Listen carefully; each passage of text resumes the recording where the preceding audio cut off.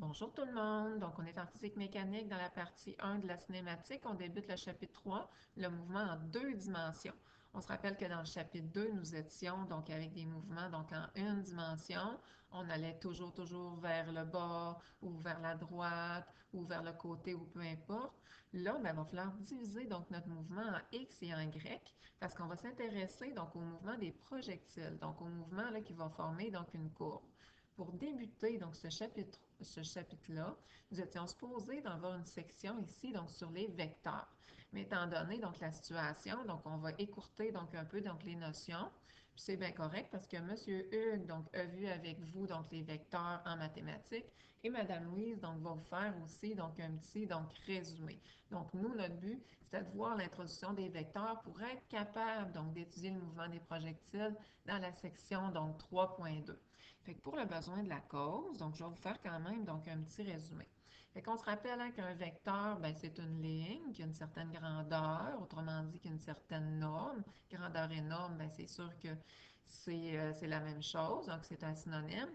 Et on a aussi une orientation, autrement dit donc un sens.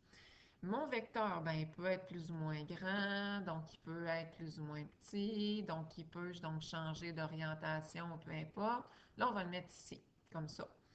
Si je veux additionner, faire la somme donc vectorielle, si je veux additionner le vecteur A plus le vecteur B, admettons, là, on s'imagine, là, on est ici, on est à cette position-là, puis il y a quelqu'un qui nous tire dans cette direction-là, puis il y a quelqu'un d'autre, admettons, donc on était jeune, qu'on est en train de jouer, là, donc avec nos deux amis, nos deux autres amis, puis qui nous tirerait donc de l'autre côté. Donc là, on voit que la force n'est pas pareille, donc des deux côtés. On s'entend-tu que si cet ami-là donc tire plus fort que celui-là, qui est un petit peu moins fort, donc un petit peu plus petit, bien, on va avoir tendance, si on additionne donc les deux vecteurs, à aller vers la résultante, donc ici. Je vais avoir tendance à aller un petit peu plus vers la gauche que vers la droite. Je ne sais pas si vous avez vu la coordonnée du vecteur en A, négatif 4,52, et la coordonnée du vecteur en B, donc 1,3, 1,1. Si on fait l'addition des x, vous prendrez votre calculatrice, là, ça plus ça donne effectivement donc négatif 3,2. Et si j'additionne donc les y, composantes en y du vecteur A, composantes en y du vecteur B, donc c'est sûr que ça va vous donner donc 3,1. Ça, c'est bien certain. Dans le fond, le but, c'est que lorsque j'additionne donc les vecteurs, c'est que je vais les mettre à la queue leu-leu.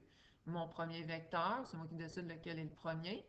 Mon deuxième vecteur, le vecteur B, là, je vais aller le déplacer à la suite de l'autre. Je vais garder donc la même grandeur, la même norme et la même orientation. Donc, si je fais vecteur A, admettons une force A, en passant, les vecteurs, ça peut être exprimé sur toutes les unités que vous voulez, là.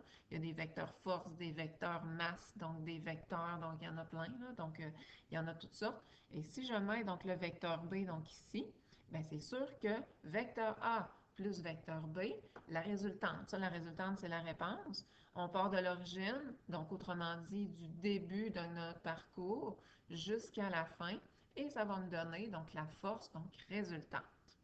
Donc, ça fait donc un petit résumé là, pour qu'est-ce qu'on a besoin finalement pour notre chapitre 3, la section 3.2, donc on va faire donc un petit peu plus tard, qui est le mouvement du projectile.